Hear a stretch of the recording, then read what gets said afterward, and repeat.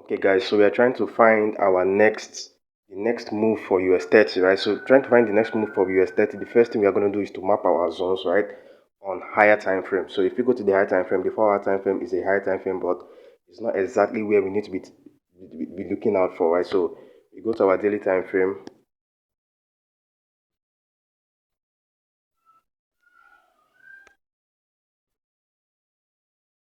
Okay, so on our daily time frame, right, you currently see that we have multiple demand zones being taken out, right? So we have zones that we have price breaking highs, right? So simply our order flow, right, is simply telling us that for US30 we are currently in a bullish run.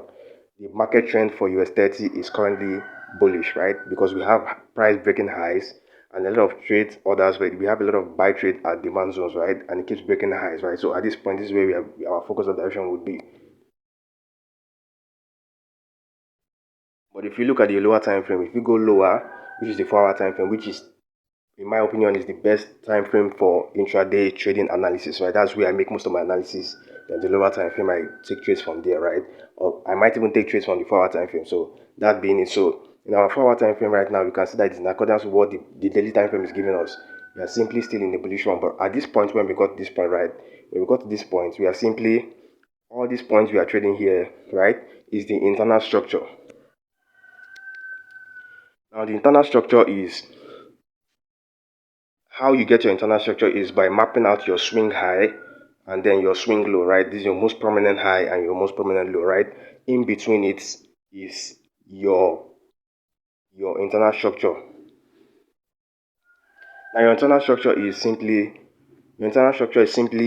your pullback phase. So you can see that this is everything you're going to be trading here is simply the pullbacks. Right here is simply the pullbacks, right? All these points are simply pullbacks, right? So because you are trading within the internal structure, right, between the most prominent high and the swing high and the swing low, that's what I want to say, right? And at this point right here, you can see that our point of interest is currently at this point, right? This was our previous point of interest, but now our point of interest is simply at this zone right here, right? And we are still trading the pullback phase. And what I mean by our point of interest, right, lies at this zone, right? Simply at this zone is because when we get to this level and we get to this level, right, our expectation of price should be reasonable.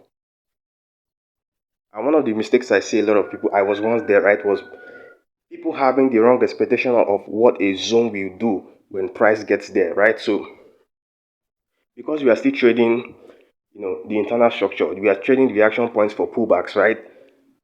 Up to this level, down to this level, right? And price breaks this level, right? So when price breaks this level, our point of interest, we simply know that when price gets to this level, we then know that maybe our pullback phase has ended, but which we do not know of, right?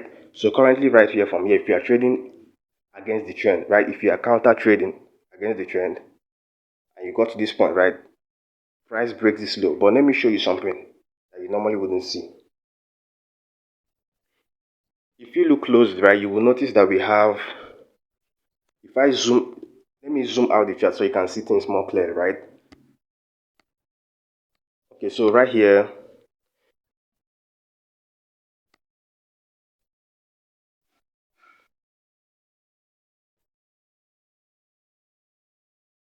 okay, so right here, you can see something very clearly. We have, at this point right here, we have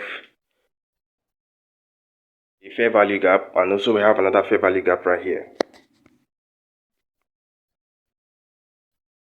We have a fair value gap here, and we have a fair value gap here. We also have another one here, right? This is simply an ICT concept. In ICT concept, we call it a fair value gap, right? It's called a volume imbalance because it signifies volume imbalance, right? So we have multiple times it has been occurring on the price chart, right? And one thing one thing that you need to know is that volume attracts price. That is your liquidity. So market liquidity attracts price, and price likes to be balanced.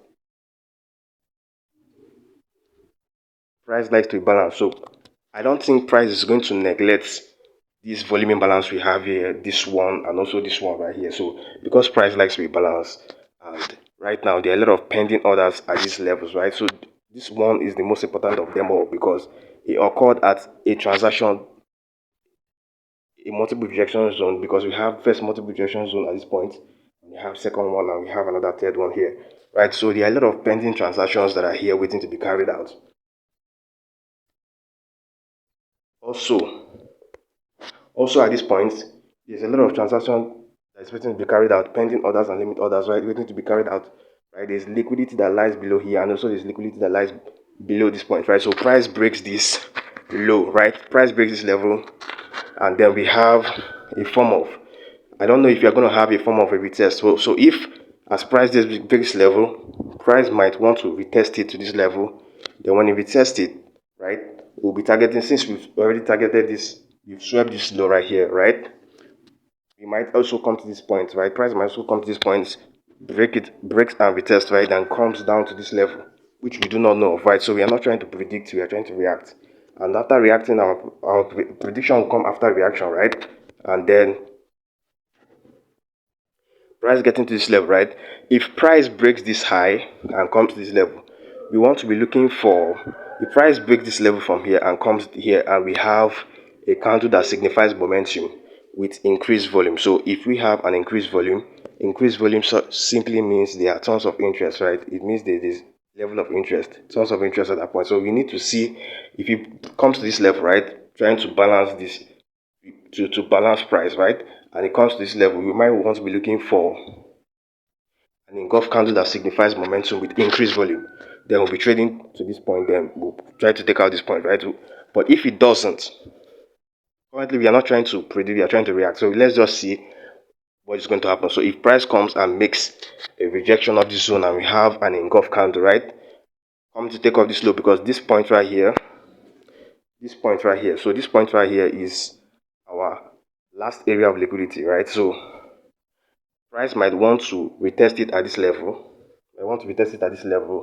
Then come back down. Then we have another break of structure down to this point, right? So this will be my next area, right? This is where I'm currently looking at. I'm currently looking at this point because price might want to, if price retests this level, I might want to take trades from here back to this level, right? Then if it breaks this level again, right, breaks it, then I'll be targeting this low right here. So that's just it for US30. But simply, if we go back to the daily time frame, we are simply still trading. Your pullback phase. We are simply still in the pullback phase because object of price is here.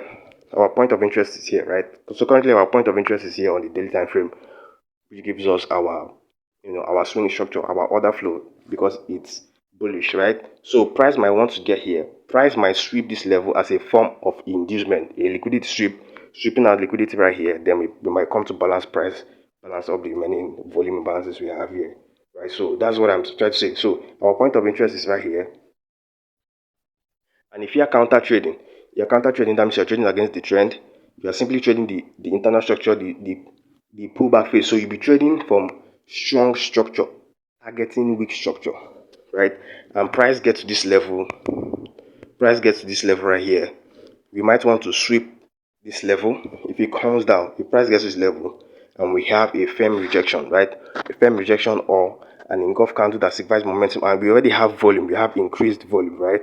And price comes back to this level, and we have continuation. So when price gets to this level, we currently know that our pullback phase is over, right?